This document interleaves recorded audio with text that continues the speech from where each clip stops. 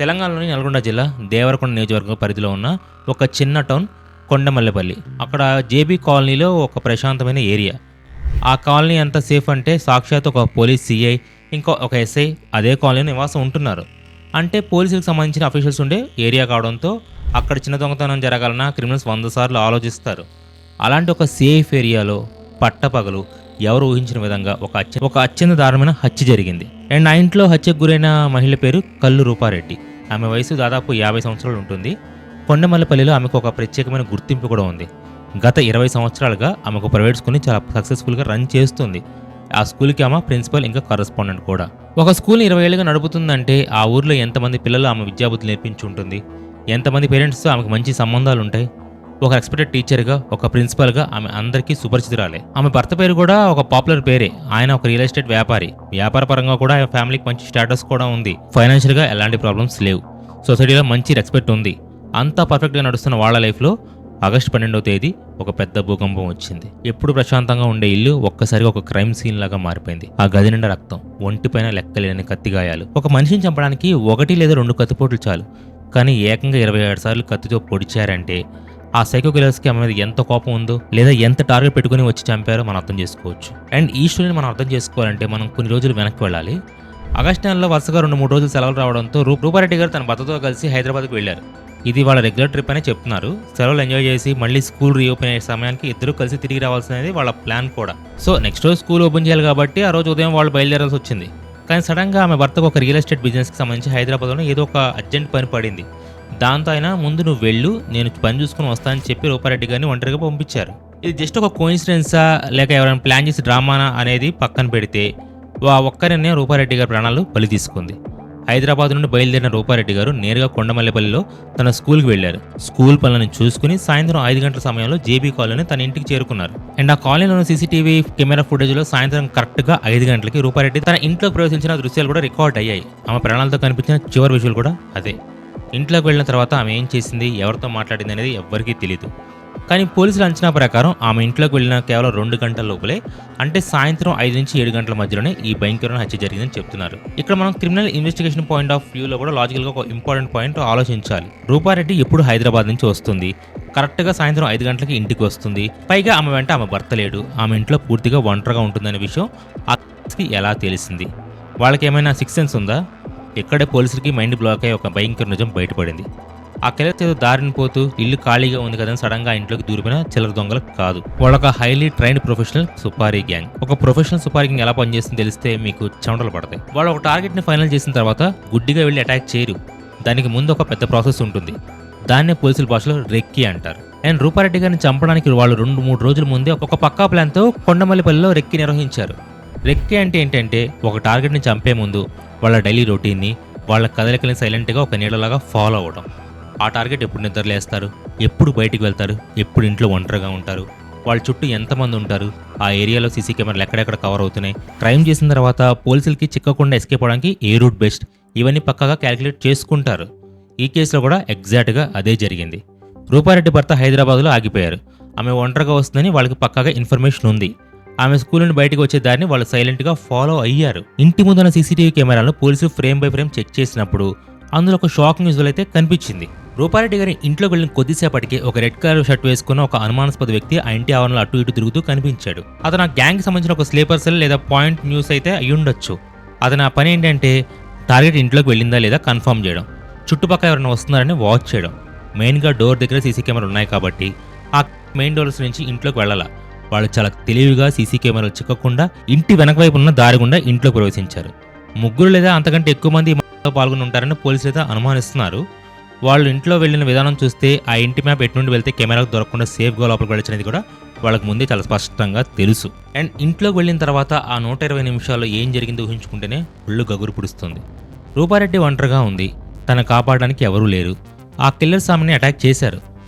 సాధారణంగా ఎవరైనా డబ్బు కోసం లేదా దొంగతనం కోసం వస్తే ఎదురు తిరిగినప్పుడు భయపెట్టడానికో లేదా ఎస్కేప్ అవడానికో 1-2 సార్లు కత్తితో పొడుస్తారు. కానీ ఈ కేసులో పోస్ట్ మార్టం రిపోర్ట్ చూసి డాక్టర్స్ సైతం షాక్ అయ్యారు.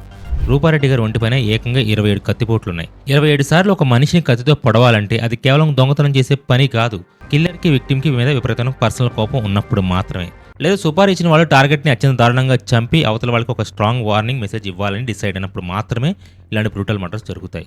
ఆ కత్తిపోట్లు తిరుగుతూ చూస్తుంటే వాళ్ళు ఆమెను ప్రాణాలతో వదిలిపెట్టే ఉద్దేశంతో రాలేదు. కేవలం చంపడమే వాళ్ళ ఏకైక లక్ష్యానికి చాలా క్లియర్గా అర్థమవుతుంది.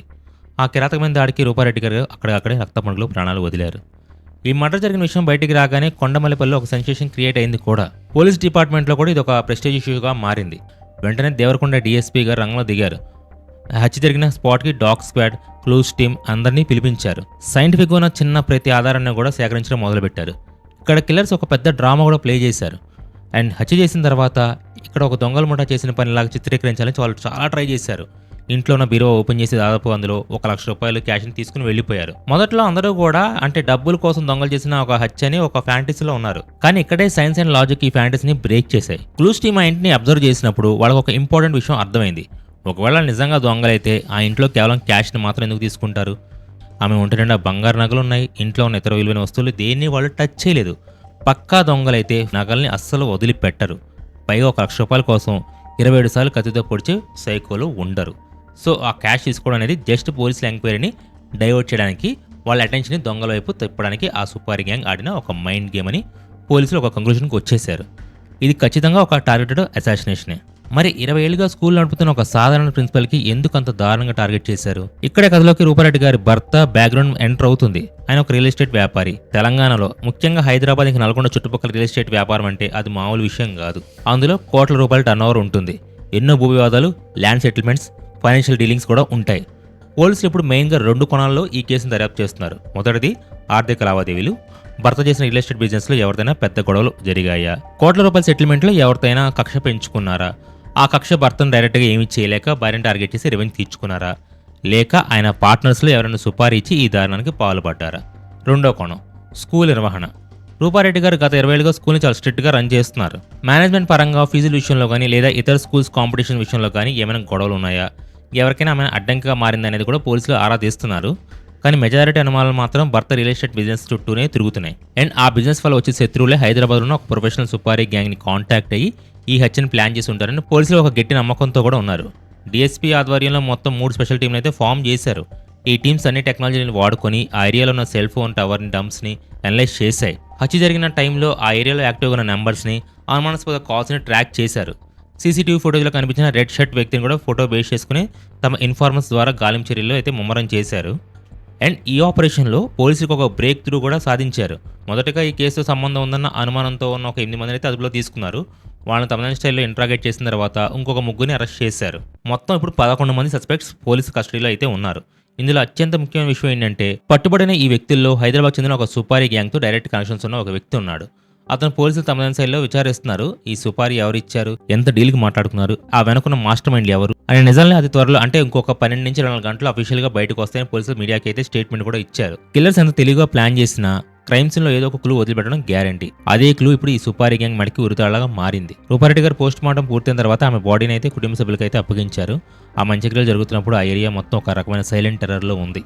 ఒకప్పుడు ఎంతో పవర్ఫుల్గా ఒక స్కూల్ని లీడ్ చేసిన ఆ మహిళ ఇప్పుడు నిస్సహాయంగా ఒక శవపేటికలో ఉండడం చూసి అందరూ కన్నీరు మున్నీరయ్యారు. కానీ ఈ మొత్తం స్టోరీలో మనందరికీ ఒక భయంకరమైన వార్నింగ్ కూడా ఉంది. మన సేఫ్టీ కోసం సీసీ కెమెరాలు పెట్టుకుంటాం, గేటెడ్ కమ్యూనిటీలో ఇల్లు కొనుక్కుంటాం. కానీ ఒక ప్రొఫెషనల్ క్రిమినల్ మనల్ని టార్గెట్ చేయాలని డిసైడ్ అయితే మనం ఎన్ని సెక్యూరిటీస్ వాల్స్ పెట్టుకున్నా వాళ్ళు దాన్ని బ్రేక్ చేయగలని ఈ కేసు ప్రూవ్ చేసింది. ఆ సుపారీ గ్యాంగ్ వాళ్ళకి కావాల్సిన ఇన్ఫర్మేషన్ చాలా ఈజీగా గ్యాదర్ చేశారు. భర్త హైదరాబాద్లో ఉన్నాడు, ఆమె ఒక్కతే వస్తుంది, ఇంటి వెనక దారిలో సీసీ కెమెరాలు లేవనే చిన్న ప్రతి డీటెయిల్ని కూడా వాళ్ళు పక్కాగా స్కెచ్ వేసుకున్నారు.